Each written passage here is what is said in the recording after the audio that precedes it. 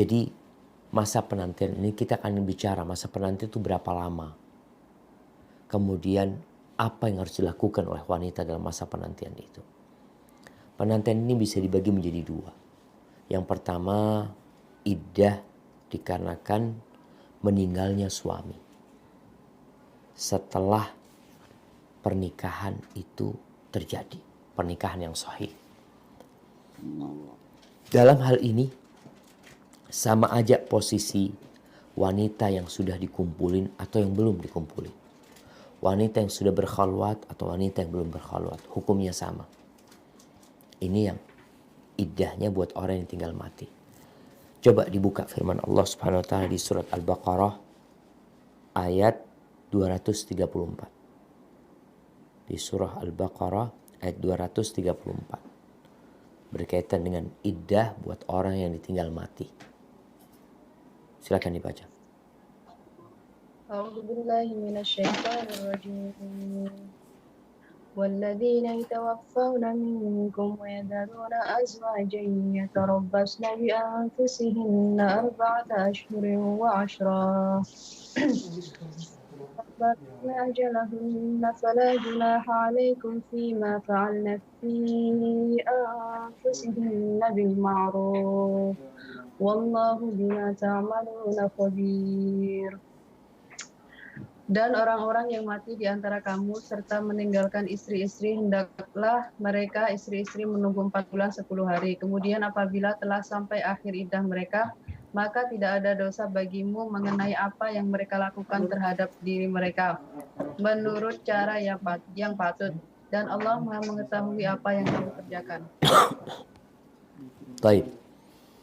Jelas di ayat ini tidak ada perbedaan. Pokoknya istri yang ditinggal mati oleh suami, baik sudah dikumpulin sama suaminya atau belum dikumpulin, maka ada iddah buat dia dan disebutkan di sini selama 4 bulan 10 hari. Iddah yang kedua adalah iddah yang berlaku karena perceraian dari pernikahan yang sahih atau dikarenakan pembatalan pernikahan setelah adanya masuk setelah mengumpulin istrinya atau berkhalwat dengan istrinya. Jadi ingat, iddah yang kedua ini karena perceraian atau karena pembatalan pernikahan. Kadangkala salah satu pihak merasa tertipu, maka dibatalkan pernikahannya karena dilihat istrinya ya mungkin dia ngelihat tidak sesuai dengan kriteria, dibilang gadis, kemudian tidak gadis, dia minta untuk dibatalkan pernikahannya. Bukan dicerai, tapi dia minta dibatalkan karena ini tidak sesuai dengan apa yang dijanjikan. Maka di sini ada iddah. Coba dibaca di surat Al-Ahzab ayat 49.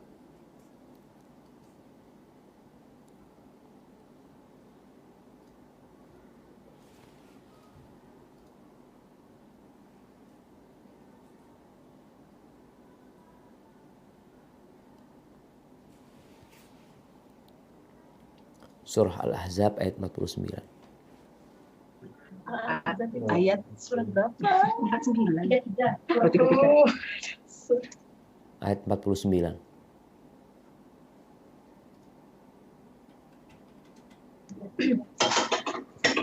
Bismillahirrahmanirrahim. Ya ayyuhalladzina amanu idza nakahtumul mu'minati tsumma talaqtumuhunna min qabli an tamassuhunna fama lakum alayhinna min 'iddatin ta'taddunaha famati'uhunna wasarrihuhunna sarahan jamila. Wahai orang-orang yang beriman, apabila kamu menikahi perempuan-perempuan mukmin, kemudian kamu ceraikan mereka sebelum kamu mencampurinya, maka tidak ada masa iddah atas mereka perlu kamu perhitungkan. Namun berilah mereka mut'ah dan lepaskanlah mereka itu dengan cara yang sebaik-baiknya.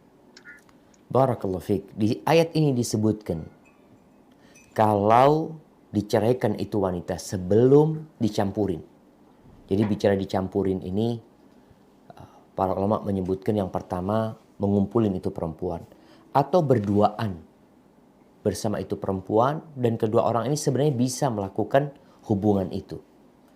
Artinya ketika dia masuk kamar, kamar ditutup, kemudian terjadi perceraian, maka ada iddah. Akan tetapi kalau tidak ada, tidak masuk kamar mereka baru dinikahkan umpamanya, tahu-tahu sang suami ngelihat wajah istrinya, dilihat-lihat, aduh kayaknya nggak pas ya, udah aku ceraikan. Maka ketika itu tidak ada iddah buat itu perempuan. Dan perempuan itu bisa langsung menikah karena nggak ada iddah. Tapi kalau sudah masuk kamar, walaupun belum dikumpulin tapi sudah berduaan di kamar itu nggak ada orang lain, maka wajib iddah. Karena ya kita nggak tahu apa yang terjadi dalam kamar tersebut. Yang penting kalau dia sudah berduaan, maka iddah itu dilazimkan oleh para ulama. Taib, kalau bicara hikmah, kenapa ada hikmah? Atau kenapa ada iddah?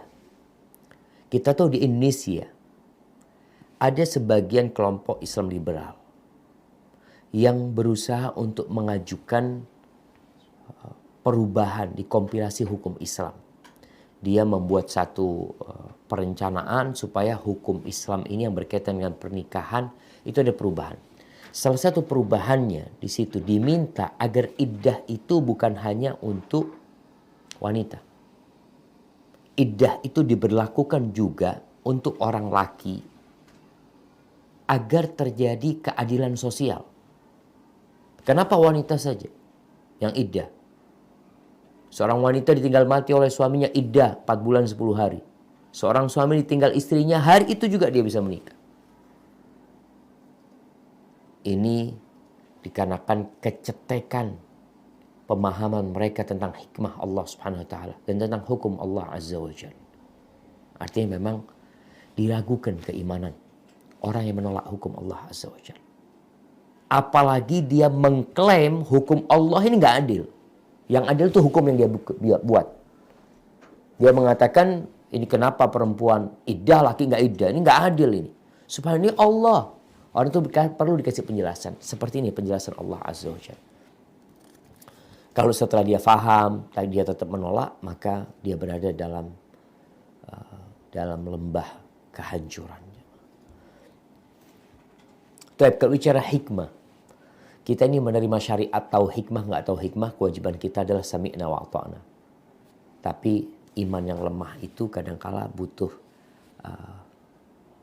energi, butuh vitamin supaya lebih kuat. Mengenal hikmah itu membuat kita semakin beriman. Yang pertama, untuk mengetahui rahim itu bersih sudah. Rahim itu bersih. Sehingga kita lihat perempuan yang diceraikan belum disentuh, nggak ada iddahnya. Karena udah selesai memang. Rahimnya bersih, dia belum dikumpulin. Tapi kalau sudah terjadi dukhul, sudah masuk di kamar berdua, nggak tahu kita. Maka demi menjaga itu, agar tidak bercampur nasab, maka diwajibkan iddah. Dan kalau bicara iddah, ternyata iddah ini di bangsa Arab itu sudah tahu. Jadi kalau ada wanita diceraikan, itu nggak langsung kawin. Ketika Islam datang, Islam menyempurnakan iddah tersebut. Karena kita tahu bagaimana bangsa Arab menjaga nasab. Bagaimana mereka memelihara nasab-nasab mereka. Sehingga syariat ini sebetulnya sudah diberlakukan. Ketika datang Islam, Islam mengaturnya, menyempurnakannya. Bahaya-bahaya yang berbahaya buat wanita dihilangkan dulu. Cerai itu tanpa perhitungan, bisa 100 kali menceraikan istrinya. Tapi setelah datang Islam, diatur tuh. Menceraikan hanya boleh 3 kali, selesai. At-talaqu marratan, tolak yang boleh rujuk cuma 2. Yang ketiga nggak ada rujuk sudah. Dulu mereka bisa 100 kali, bisa 1000 kali merujuk istrinya. Yang kedua, hikmah dari adanya iddah ini untuk mengingatkan akan keagungan urusan pernikahan ini. Bahwasanya akad nikah itu tidak sama dengan akad-akad yang lainnya. Ada akad murabaha, ada akad jual beli, ada akad mudharabah, ada akad musyarakah, ada banyak akad. Tapi nikah ini adalah akad kehidupan. Di mana kita tahu tidak sah pernikahan itu kecuali dengan adanya wali yang menikahkan. Adanya saksi. Begitu pula ketika terjadi perceraian, gak otomatis mereka kemudian berpisah. Sebagaimana istri pun tidak bisa memisahkan dirinya dengan keinginan dia sendiri. Sebagaimana orang tua perempuan juga gak bisa mengambil anaknya kembali yang sudah nikahi, kecuali dengan proses yang harus dia lalui. Gugat nikah, gugat cerai, khulu. Ini menunjukkan bahwasanya pernikahan adalah akad kehidupan. Sehingga kita perlu mempersiapkan diri untuk pernikahan. Dan ketika terjadi perceraian pun, iddah ini dikasih masa. Untuk apa? Kalau itu tolak raj'i, mungkin sang suami mikir bisa balik lagi ke istrinya. Karena biasanya orang menceraikan dalam kondisi marah. Ada banyak masalah-masalah remeh yang berakhir dengan perceraian. Maka Allah kasih iddah. Allah kasih masa tenggang waktu menanti untuk tolak raj'i. Mungkin dia berpikir untuk kembali. Ditolak bain pun seperti itu. Kadangkala seorang suami menceraikan istrinya belum menyentuh dia. Dia melihat dari kejauhan kok istrinya gak seperti yang dia lihat sebelumnya, ada perubahan di wajahnya. Kemudian dia ceraikan istrinya. Ada masa iddah. Kalau yang belum disentuh gak ada masa iddahnya. Dia gak ada masa iddahnya. Tapi ketika seorang wanita gugat cerai, di situ dia ada masa iddah. Masa iddahnya istibra. Kalau dia sudah gak hamil, selesai. Dia bersih, dia datang bulan, sekali mau selesai. Tapi sebelum dia datang bulan, mungkin sang istri pun juga berpikir ulang. Suami mungkin berusaha, ayolah kita rujuk gitu. Dengan menikah, dengan melamar kembali. Ada masa, ada waktu untuk berpikir. Maka subhanallah, indahnya agama Allah ini. Kemudian yang ketiga, kalau berkaitan dengan iddah seorang istri yang ditinggal mati oleh suaminya, maka paling tidak dia menunjukkan kesedihan yang dia alami, di mana dia gak boleh berhias dalam masa iddah dia. Ini termasuk bentuk kesetiaan kepada suaminya, bentuk pengagungan, bentuk terima kasih kepada suaminya, dan menjaga hubungan dengan mertua. Kadangkala bisa dibayangin kalau istri suaminya meninggal, tahu-tahu dia menikah. Ini akan merusak hubungan di antara mereka. Karena dengan meninggalnya seorang bukan berarti hubungan di antara mereka terputuskan. Berbeda kalau yang meninggal itu istri. Pihak keluarga istri itu biasanya mendukung suami untuk nikah lagi. Apalagi kalau punya anak. Itu pihak keluarga istri yang mengatakan, cobalah, soal istrimu sudah meninggal dunia, siapa yang akan merawat anak-anak. Bahkan kadangkala pihak keluarga itu menawarkan adik istri kepada suami. Kalau udah punya anak umpamanya. Dan dilihat suaminya orang yang baik ya. Maka pihak keluarga istri, mertua, membujuk itu suami ya. Kadang-kadang dia masih bersedih apa ini. Tapi dilihat kondisi anak-anaknya. Ayolah kau segera menikah. Nih adiknya mantan istrimu. Ada gitu loh. Lebih baik dia yang merawat keponakannya daripada kau menikah dengan orang lain. Itu terjadi. Tapi kalau istri, dia gak boleh nikah lagi. atau nggak boleh nikah dalam masa iddah tersebut. Dia menanti sebagai bentuk kesetiaan kepada suaminya. Baik, itu bicara hikmah. Supaya kita tahu Islam ini ketika membuat sebuah aturan, itu bukan mengikuti hawa nafsu, bukan hasil pemikiran manusia. Beda dengan undang-undang yang dibikin yang selalu direvisi. Bahkan ada yang direvisi total, ada yang dibuang. Sedangkan Islam datang membawa sebuah aturan yang adil, bijak, yang menjamin rasa keadilan buat setiap hambanya sampai hari kiamat. Nih, macam-macam iddah dibahas oleh para ulama. Dan Al-Quran menjelaskan hal itu. Sehingga seorang yang hendak menikah, hendaklah belajar. Bukan persiapan untuk bercerai, bukan. Tapi menuntut ilmu sejatinya untuk mengangkat derajat seseorang di sisi Allah SWT. Yang kedua, dia tahu hukum-hukum Allah. Karena tadi kita sudah sampaikan, perpisahan itu suatu kepastian.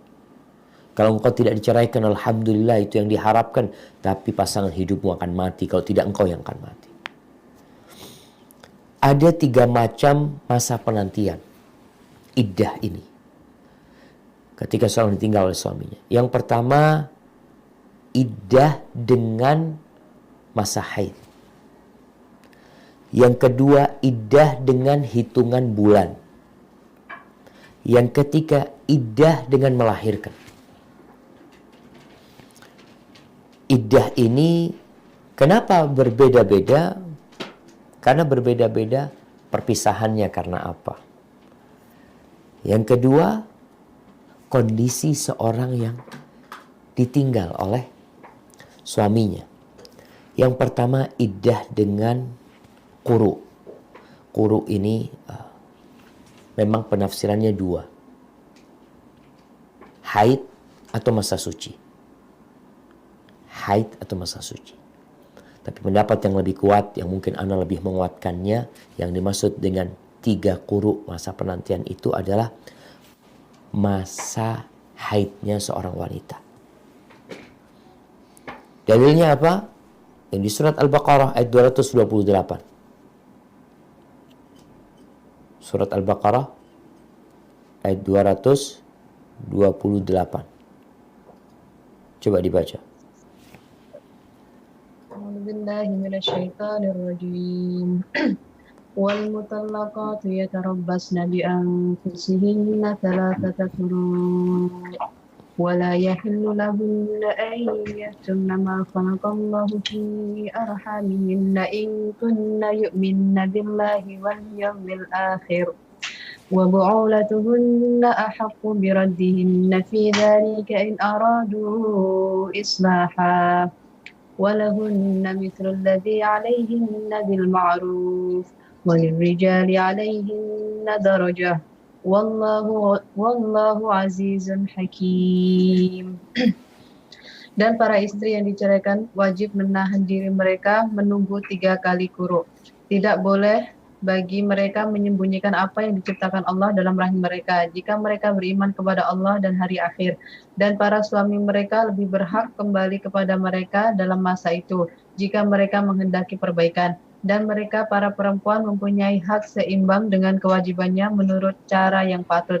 Tetapi para suami mempunyai kelebihan di atas mereka. Allah Maha Perkasa, Maha Bijaksana. Baik. Di sini Allah sebutkan. Allah sendiri yang menetapkan. Wanita-wanita yang diceraikan itu menanti selama menahan diri mereka menunggu selama 3 quru. Dalam masa quru ini, dalam masa iddah ini, suami itu punya hak merujuk istrinya tanpa keridhaan istri. Dan wanita juga nggak boleh menyimpankan apa yang di perut dia. Kadang-kadang dia hamil, tapi dia tidak menceritakan karena dia nggak ingin balik sama suaminya. Dia bilang, aku udah 3 kali datang bulan.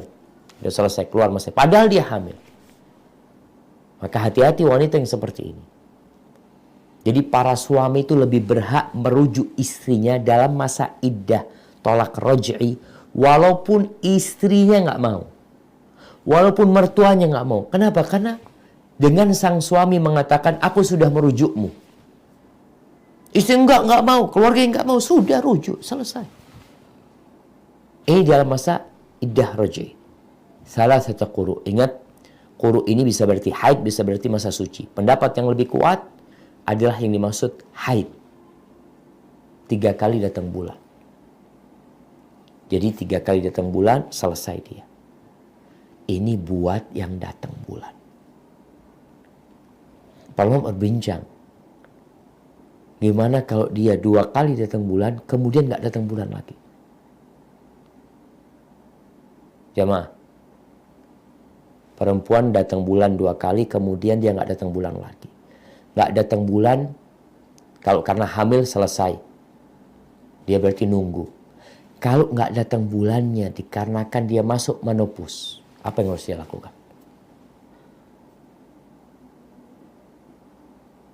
Jamaah,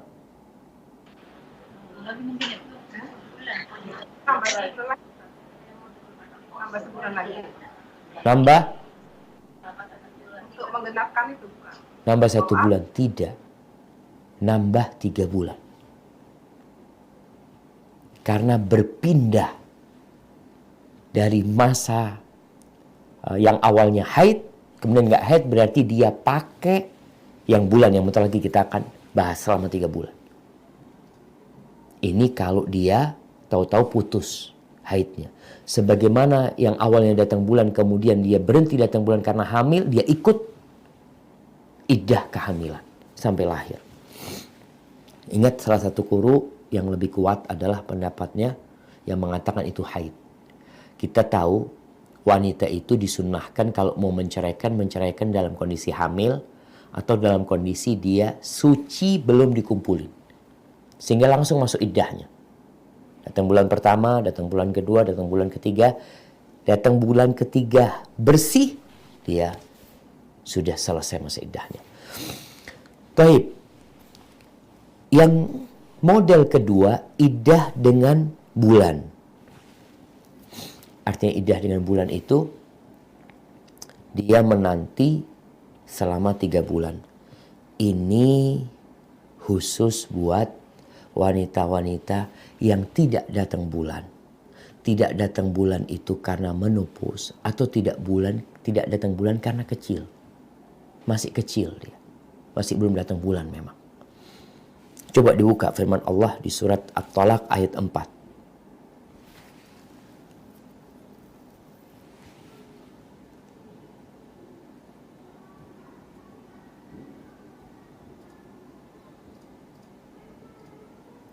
At-Talaq ayat 4. Udah dapat? Iya.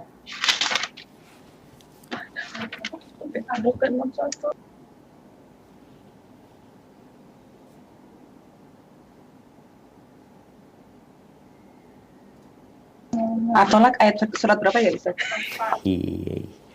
At-Talaq surat 65.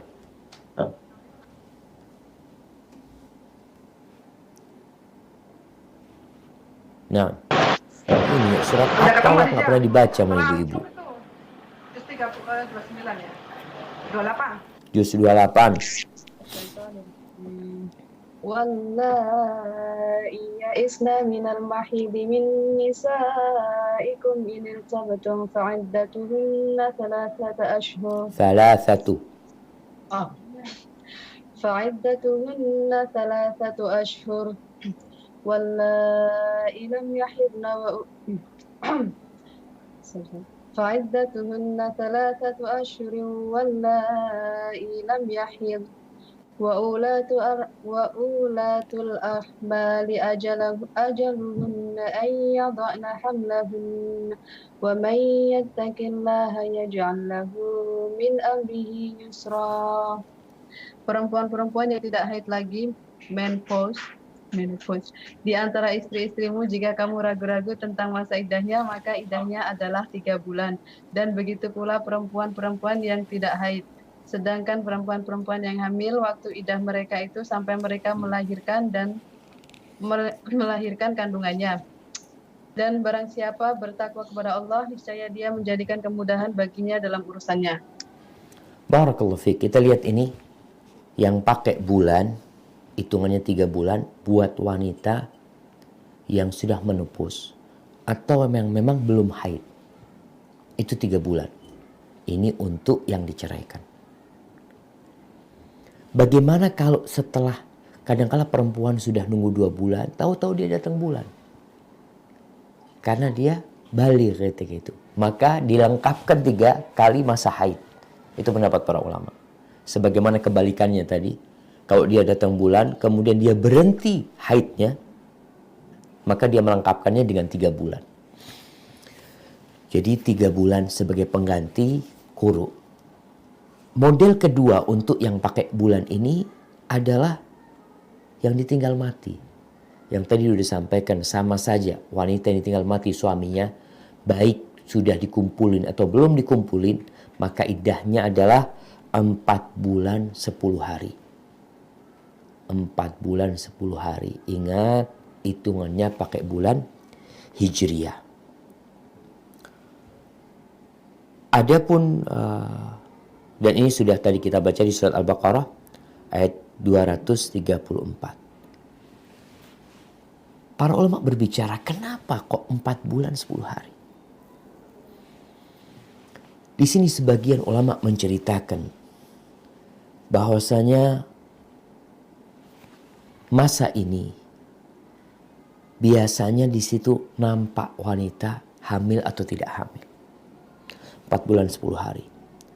Kemudian kita tahu janin itu melalui proses 40 hari nutfah, masih sperma, mani.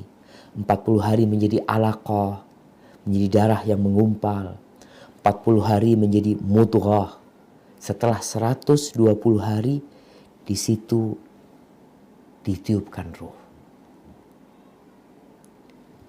Maka ya Allah bikinkan waktu itu. Kemudian 40 atau 4 bulan 10 hari ini juga ulama menyebutkan biasanya itu masa wanita bisa sabar ditinggal oleh lelaki. Artinya setelah itu dia udah gak tahan dengan ya nafsu dia, dengan syahwat dia, maka diperbolehkan menikah buat dia. Ini berkaitan dengan yang ditinggal mati oleh suaminya 4 bulan 10 hari. Bentuk ketiga iddah ini, yang pertama tadi quru, yaitu 3 kali datang bulan. Yang kedua itu adalah hitungan bulan, 3 bulan buat yang tidak haid, dan 4 bulan 10 hari buat yang ditinggal mati oleh suaminya. Yang ketiga adalah iddah dengan melahirkan. Tadi yang sudah kita baca di surat Thalaq, Allah mengatakan wa ulatul ahmali ajaluhunna ayyadhna hamlahunna. Dan orang-orang yang hamil, maka masa penantian mereka adalah dengan melahirkan. Melahirkan selesai sudah iddahnya buat dia. Ini mencakup buat seorang yang diceraikan oleh suaminya atau ditinggal mati oleh suaminya. Memang ada khilaf di antara ulama, tapi pendapat yang lebih kuat di mana dalam hadis Ubay bin Ka'ab mengatakan, "Qultu ya Rasulullah." Ubay mengatakan, "Wahai Rasul SAW, wa ulatul ahmal ajaluhunna an yadh'na hamlahunna, hiya al-mutallaqa thalathan am al-mutawaffa anha." Ditanya, itu orang yang wanita yang menanti selama masa hamil dia sampai melahirkan dia, itu untuk yang diceraikan 3 kali atau untuk yang ditinggal mati? Dalam hadis ini disebutkan sama, yang diceraikan 3 kali, yang ditinggal mati suaminya. Kalau dia hamil, maka iddahnya adalah setelah dia melahirkan. Dalam hadis yang lainnya diriwayatkan Imam Bukhari bahwa Miswar bin Makhrama menceritakan sesungguhnya Subai'ah al-Aslamiyah nufisat ba'da wafati zawjiha bilayalin. Dia melahirkan setelah beberapa malam dari kematian suaminya. Lalu dia datang kepada Nabi SAW minta izin untuk nikah. Ya maaf, janda itu nggak sama dengan gadis. Gadis malu. Ini Subai'ah datang, janda dia. Dia datang kepada Nabi SAW minta izin untuk menikah. Padahal tinggal mati suaminya. Baru berapa hari melahirkan dia sudah ingin menikah. Lalu Nabi SAW memberikan izin kepada dia untuk menikah. Jadi kalau ada seorang wanita hamil, subhanallah, dan hamilnya ya sudah besar ya. Tahu-tahu suaminya meninggal dunia. Malam hari istrinya melahirkan. Iddahnya selesai. Suaminya meninggal hari Jumat. Istrinya melahirkan hari Sabtu. Hari Ahad mau nikah dia. Padahal kita tahu seharusnya menunggu arba'ata ashhurin wa ashra. 4 bulan 10 hari. Tapi untuk yang hamil itu Allah mengatakan wa ulatul ahmali ajaluhun ayyadhna hamlahun. Di surat Talaq ayat 4 sudah dijelaskan. Masa penantiannya melahirkan. Gimana kalau yang keguguran? Apakah masa iddahnya selesai?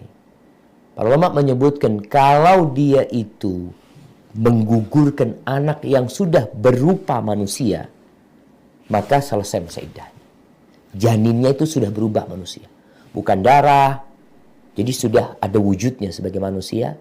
Sudah ada matanya, ada tangannya, semuanya lengkap. Maka ketika itu masa iddahnya selesai. Tapi kalau cuma darah ya, kadang-kala darah merangkal ya, maka dia iddahnya iddah haid nantinya, bukan iddah dari melahirkan. Kemudian ada pembahasan para ulama tentang perpindahan dari satu iddah ke iddah yang lainnya. Seperti yang tadi kita singgung, bahwasanya wanita yang haid tahu-tahu menopause, dia berhenti haidnya, maka tatkala itu dia memulai dari awal masa iddah orang yang berhenti haidnya. Padahal dia sudah 2 bulan nunggu haid. Haid yang ketiga nggak datang-datang. Ya udah berarti 3 bulan setelah itu.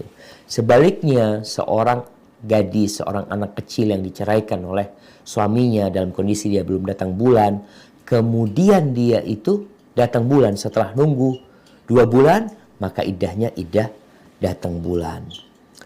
Jamaah rahimakumullah, kapan bermula iddah dan kapan berakhir iddah itu? Bermula iddah itu ketika bermula perceraian. Ini perlu dibahas. Ya jelas loh Ustaz, iddah dimulai ketika diceraikan sama suaminya. Karena ada istri yang nggak tahu sudah diceraikan oleh suaminya. Suaminya itu sudah menceraikan istrinya di depan temannya. Hanya saja istrinya nggak tahu. Istrinya baru tahu sebulan kemudian. Temannya mengatakan, suamimu sudah tanya, kenapa suamiku kok nggak datang-datang ke rumah? Suamimu sudah menceraikan kamu sebenarnya. Oh, kapan? Kata dia, nggak pernah ngomong sama aku. Dia sudah menyampaikan hal itu kepada temannya.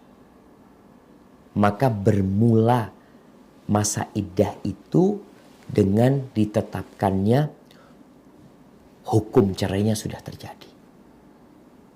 Sekarang di pengadilan, orang ngurus surat perceraian ke pengadilan. Apakah masa iddah itu ketika turun surat cerai dari pengadilan? Enggak. Surat tolak ini kadang-kala kalau nggak diurus 2-3 tahun nggak turun-turun. Tapi kalau suami sudah sah menceraikan istrinya, maka bermula masa iddah itu ketika diceraikan oleh suaminya. Atau kalau dia gugat cerai, ya ketika diterima gugatan dia bermula masa iddahnya. Tidak menunggu pengetahuan istri dan tidak menunggu pula keputusan dari hakim atau surat cerai yang keluar. Syekh bin Utsaimin menceritakan ada seorang wanita yang iddahnya selesai, dia itu nggak tahu. Dia sudah diceraikan oleh suaminya keluar negeri umpamanya. Di luar negeri dia menceraikan istrinya. Dia mengatakan kepada orang tuanya, ana udah keceraikan istri ana, ayah ana sudah nggak mau lagi sama dia, ana ceraikan. Si istri nggak tahu. Mungkin kalau sekarang ada alat komunikasi untuk memberitahu. Dulu nggak ada. Si istri menunggu. Udah 5 kali datang bulan dia. Ketika dia dapat informasi engkau sudah diceraikan, pertanyaan yang harus ditanyakan, kapan suamiku menceraikan aku? Oh, pada tanggal sekian. Dihitung sudah. Oh, berarti aku sudah selesai iddahnya. Sudah selesai masa iddah ini terjadi di masa, atau sekarang pun bisa terjadi ketika tidak ada komunikasi, tidak ada alat komunikasi buat orang-orang di kampung ya. Suaminya ke kota, suaminya mau nikah lagi, tapi dia punya istri di kampung. Dia nggak ingin punya istri 2 karena takut mami tidak bisa adil. Lalu dia ceraikan istrinya di kota. Dia ngomong sama keluarga, istri saya sudah ceraikan istri saya mau nikah dengan istri bapak umpamanya. Itu sudah jatuh cerai. Walaupun informasinya belum sampai kepada istri. Jadi bermula iddah ketika perceraian itu dilakukan. Hukumnya sudah dilaksanakan. Kapan berakhir? Berakhir masa iddah itu kalau iddah dengan bulan, maka berakhir dengan tenggelamnya matahari pada bulan ketiga. Tenggelamnya matahari. Bukan dengan jam 12 malam. Artinya, umpamanya ini nunggu hari ini nih. Ini hari terakhir iddahku umpamanya. Tanggal 26 Rajab. Terus gimana? Aku mau nikah, nggak boleh masa iddah. Taib. Matahari tenggelam ba'dal maghrib, nikah boleh. Iddahnya selesai sudah. Jadi bukan nunggu tengah malam, bukan menunggu berubahnya hari. Karena perubahan hari dalam Islam itu sebenarnya dengan tenggelamnya matahari. Bukan dengan jam 12 malam. Taib, kalau iddahnya itu dengan haid, kapan berakhir masa iddahnya? Maka berakhir ketika darah haidnya itu putus. Dia haid yang ketiga ditunggu. Ketika datang bulannya putus, bersih dia.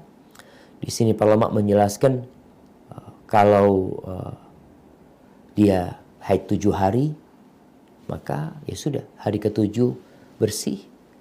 Maka ketika itu dia sudah selesai dari masa iddahnya. Dia mandi, kemudian dia sholat dan sudah dia boleh menikah karena masa iddahnya sudah selesai. Bukan hanya boleh menikah ya, karena ada hukum-hukum yang lain berkaitan dengan orang iddah. Di sini ada beberapa hukum yang berkaitan dengan orang yang iddah, dan ini wajib untuk diketahui oleh setiap muslimah. Yang pertama, wajib buat wanita dalam masa iddah itu untuk tinggal di rumah yang dia diceraikan di sana. Tinggal di rumah yang dia diceraikan oleh suaminya di sana, atau kalau dia ditinggal mati oleh suaminya, ya sudah, dia tinggal di rumah suaminya. Sampai kapan? Sampai masa iddahnya selesai. Kita udah bicara hikmah dari iddah tersebut. Ini rumah suaminya, mami saya punya istri 3. Salah satu istrinya diceraikan. Maka sang suami tidak boleh mengeluarkan istri, dan sang istri wajib tinggal di sana. Nah, kalau ketika diceraikan, dia itu nggak ada di rumah itu, atau ketika tinggal mati oleh suaminya, dia itu bukan di rumah sana, dia di rumah keluarganya, maka dia pulang, segera pulang ke rumah dia. Allah menjelaskan hal ini di surat Thalaq ayat 1. Coba dibaca, surat Thalaq ayat 1.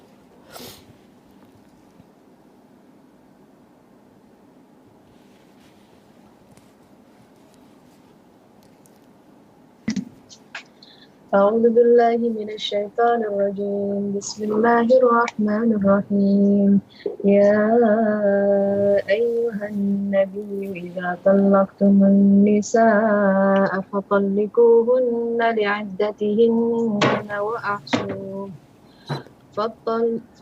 فطلقوهن لعدتهن وأحصوا العدة واتقوا الله ربكم لا تخرجوهن من بيوتهن ولا يخرجن إلا أن يأتين بفاحشة مبينة وتلك حدود الله ومن يتعد حدود الله فقد ظلم نفسه لا تدري لعل الله يحدث بعد ذلك أمرا. Wahai Nabi, apabila kamu menceraikan istri-istrimu, maka hendaklah kamu ceraikan mereka pada waktu mereka dapat menghadapi iddahnya yang wajar. Dan hitunglah waktu iddah itu serta bertakwalah kepada Allah Tuhanmu. Janganlah kamu keluarkan mereka dari rumahnya dan janganlah diizinkan keluar kecuali jika mereka mengerjakan perbuatan keji yang jelas. Itulah hukum-hukum Allah, dan barang siapa melanggar hukum-hukum Allah, maka sungguh dia telah berbuat zalim terhadap dirinya sendiri. Kamu tidak mengetahui barangkali setelah itu Allah mengadakan suatu ketentuan yang baru. Barakallahu fiik. Kita lihat nih, jelas di surat Talaq, dibaca tuh surat Talaq. Allah memerintahkan wa ahsul iddah, dihitung iddahnya itu. Ada penghitungan masa iddah. Makanya perlu mengetahui kapan awal, kapan permulaan iddah, kapan berakhirnya masa iddah itu. Kemudian di sini Allah mengatakan wattaqullaha rabbakum, bertakwalah kalian kepada Allah Rabb kalian. Setelah itu Allah mengatakan la tukhrijuhunna min buyutihin. Jangan kalian usir istri-istri kalian yang kalian ceraikan dari rumah-rumah mereka. Nggak boleh. Wala yakhrujna, dan perempuan itu juga nggak boleh keluar. Jadi yang terjadi sekarang ini banyak pelanggaran-pelanggaran dalam pernikahan. Diceraikan oleh suaminya, langsung pulang. Ambil tas, kabur dia. Nggak boleh. Suami kadangkala menceraikan istrinya, sudah, pulang sana. Karena dia mungkin nikah lagi, dia mau taruh istrinya di rumah, istri pertama dia yang sudah dia ceraikan. Nggak boleh. Allah mengatakan, la tukhrijuhun. Jangan dikeluarkan perempuan ini. Biarkan di sana. Dan perempuan juga nggak boleh keluar. Kabur gitu ya dari rumah suami ketika diceraikan sama suaminya. Nggak boleh. Kecuali dalam satu kondisi melakukan dosa. Maka sang suami boleh mengusir istrinya. Dia mendapati istrinya berzina, na'udzubillah, dia usir istrinya. Tapi kalau tidak, istrinya baik-baik aja, tetap di rumah itu. Dia punya hak. Hak rumah, hak tempat tinggal, hak sandang pangan masih ada buat dia. Ini buat tolak yang raj'i. Buat tolak yang raj'i, kita tahu bahwasanya sang suami bisa merujuk istrinya. Ini salah satu hikmah. Di mana dalam masa itu perempuan boleh satu rumah sama suami, dia berhias ya. Dia pakai baju yang bagus, dia pakai parfum, karena dia masih posisinya di iddah yang boleh rujuk. Dia godain suaminya, dia minta maaf sama suaminya. Mungkin suaminya berubah pikiran kemudian merujuknya. Jadi rujuk itu bisa dengan lisan, bisa dengan menghubungi istri dengan niat merujuknya. Itu boleh. Kalau tolak bain, tolak yang nggak bisa rujuk kecuali dengan nikah baru. Kalau tolak yang ketiga kita tahu, ini tolak yang nggak bisa rujuk kecuali istri menikah lagi dengan lelaki lain. Tapi kalau tolak bain yang di mana sang suami masih bisa menikahi istrinya lagi tapi dengan pernikahan baru, maka ketika itu mereka sudah bukan suami istri. Dalam rumah tetap, kalau di rumah itu ada banyak kamar, sang istri boleh tinggal di sana kalau suaminya baik. Tapi kalau suaminya orang yang jahat, maka dia keluar dari rumah itu nggak apa-apa. Ini berkaitan dengan tinggal di rumah itu. Jadi boleh tinggal satu rumah sama suami. Untuk tolak raj'i dia boleh berhias. Tapi untuk tolak bain enggak. Dia sudah bukan lagi istrinya. Sehingga dia harus tinggal beda kamar dengan suaminya.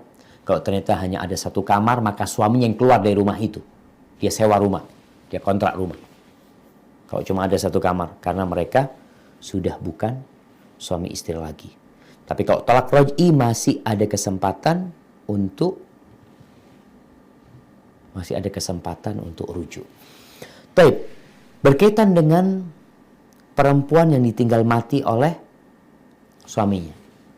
Sama, dia nggak boleh keluar dari rumah suaminya itu. Keluarganya juga nggak boleh ngusir. Rumahnya mau dijual, kata dia. Nggak boleh, tetap dia punya hak di sana. Sampai kapan? Sampai 4 bulan 10 hari. Dan wanita ini juga nggak boleh keluar kecuali buat perempuan-perempuan yang mungkin ada hajat. Ya nggak ada, Ustaz. Ana kalau nggak keluar rumah, Ana nggak makan. Nggak ada yang ngasih makan. Ana sebagai guru, Ana ngajar. Dan juga kita tahu mungkin dikasih cuti berapa hari. 4 bulan 10 hari nggak mungkin.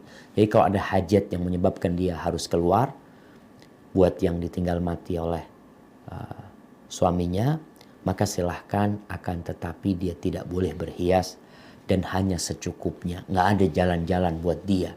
Nggak ada. Dia tinggal di rumahnya. Kecuali ada yang membahayakan di rumah dia. Kemudian berkaitan dengan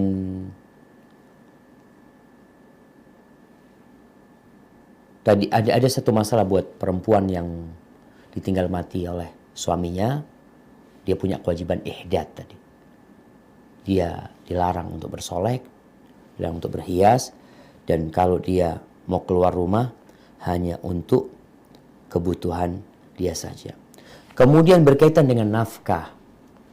Nafkah buat wanita yang diceraikan, maka suaminya wajib memberikan nafkah kepada dia. Kalau dia tolak raj'i, itu jelas sepakat ulama ada kewajiban buat dia.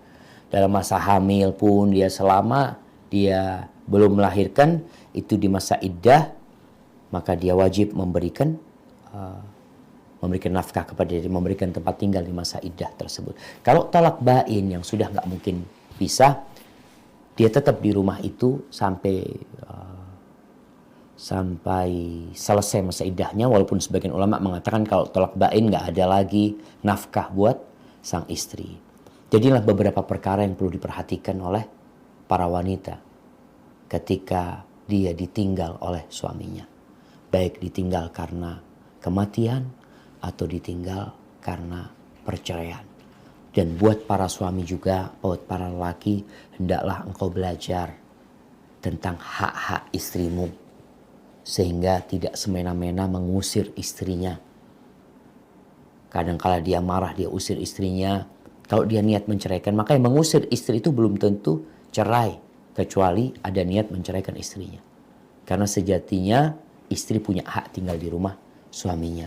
Setelah diceraikan pun dia masih punya hak tinggal di sana selama masa iddah. Dan kewajiban sandang pangan papan dalam masa iddah buat tolak raj'i itu tetap harus diberikan oleh suami. Adapun tolak bain, maka sebagian ulama mengatakan tidak ada. Dan ada satu hal yang terakhir yang tidak dibahas tadi, berkaitan dengan orang yang khulu, yang gugat cerai. Artinya dia yang memang memisahkan diri dari suami. Apa masa iddah dia? Jadi masa iddah wanita yang khulu itu adalah istibra. Masa iddahnya adalah menunggu rahimnya bersih. Kalau dia hamil berarti nunggu lahir. Tapi kalau dia datang bulan, kalau dia dilihat datang bulan, selesai datang bulannya berhenti, maka ketika itu dia sudah boleh menikah.